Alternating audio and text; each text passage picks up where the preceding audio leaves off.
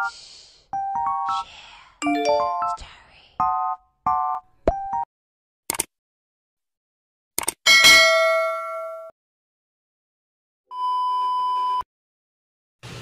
guys, good morning. It's 5 a.m. in the morning and ito yung itsura sa labas guys after ng bagyong Opong. So actually guys, 2 a.m. in the morning is nag-start na maghagupit talaga yung bagyong Opong and sobrang lakas talaga guys ng hangin and then sobrang lakas ng ulan. So hindi ka talaga makakatulog guys. So actually kanina pa kaming gising and hindi talaga kami kampante na matulog kasi nga sobrang lakas talaga ng ulan and baha na din dito banda sa amin. So nakaka-worry lang kapag nakatulog kami. So actually some of my relatives guys is lumipat na din dito sa bahay kasi nga naabutan na din sila ng baha. So kailangan talaga nila mag-evacuate and sobrang thankful na lang din kami guys kasi nga okay yung bahay namin and wala naman masyadong nasaktan. So as what you have noticed guys, baha na dito banda sa amin. So ito yung bahay namin guys, banda sa may tindahan. So sobrang nakaka-worry lang. So anyway guys, pumunta nga pala kami ng proper kasama ko yung partner ko kasi bumili kami ng unleaded oil para sa generator nila and bumili din kami ng ulam. So dito nyo talaga guys makikita yung aftermath ng bagyong Opong. So sobrang lakas talaga guys kasi nga sobrang laking damage na nagawa niya dito sa lahat ng area ng Calbayog City. So as what you have noticed, sobrang daming establishments na nawasak. So yan, actually dito sa Calbayog isa lang yung open na petrol and gasoline station. So yung iba kasi guys is nasira na. So since naghahanap kami guys ng station na may unleaded, nilibot talaga namin guys yung buong Calbayog para lang makahanap kami ng unleaded na oil dito sa Calbayog City. So anyway guys, dyan lang muna kayo and ipapakita ko sa inyo yung aftermath ng bagyong Opong, kung gaano talaga kalakas ito and gaano ito naka-apekto dito sa area namin dito sa Calbayog City. So station guys.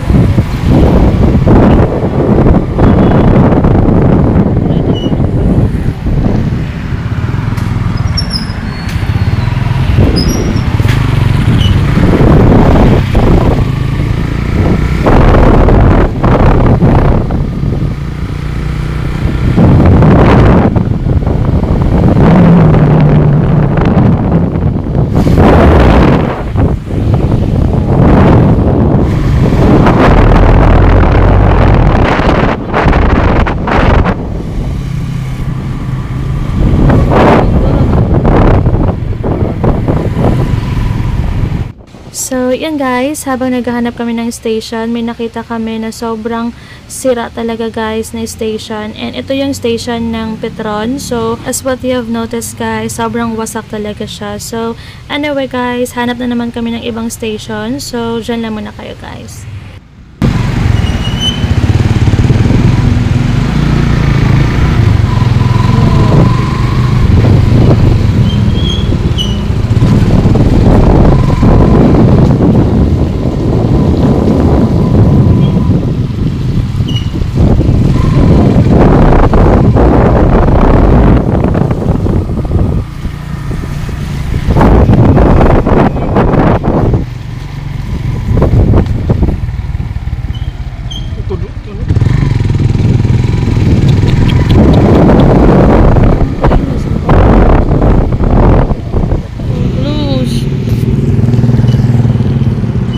Waray, asawa, waray. Nagsigma. Pwede ba? Usagod lang ngayon dito sa may ko, ang kapuupan.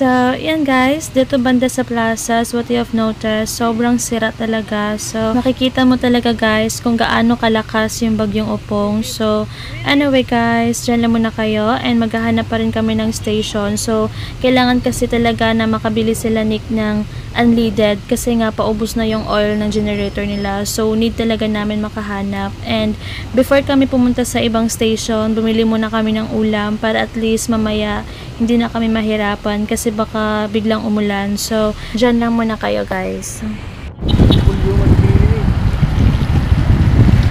Hindi ka man mapila. So, as what you have noticed guys, sobrang daming nagpapagasolina dito and ito yung gasoline station na tinanungan namin kung mayroon pa bang ibang station na open and sabi nila wala na daw, sila daw lang yung open. So, since wala silang unleaded, we decided na ikutin talaga guys ang buong Calvajeg City para lang makahanap kami ng unleaded kasi sabi ng partner ko, kailangan kasi na unleaded yung bilhin namin kasi yun yung oil talaga na sinimulan nilang gamitin. So, para hindi daw masila yung generator. So, anyway guys, pagkatapos namin bumili ng ulam, talagang naghanap kami ng station. So, dyan lang muna kayo guys. And, yan, maghahanap na din muna kami ng station na open.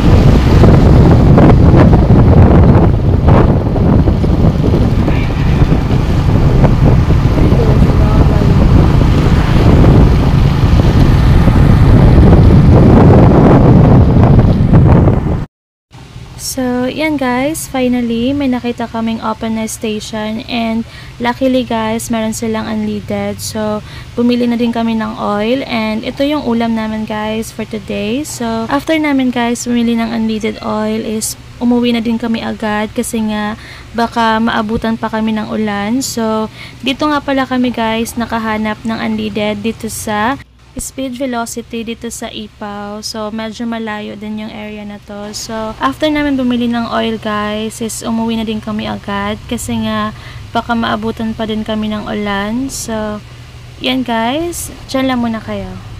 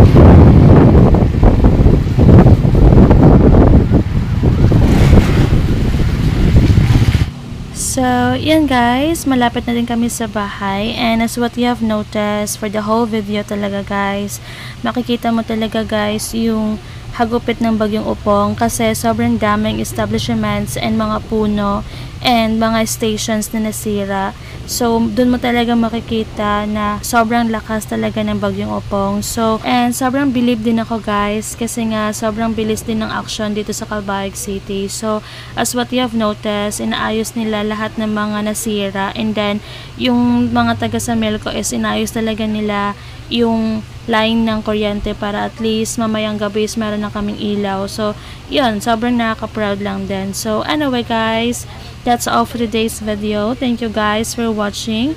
Please don't forget to subscribe my YouTube channel. So, keep us all safe guys and pray. So, bye guys!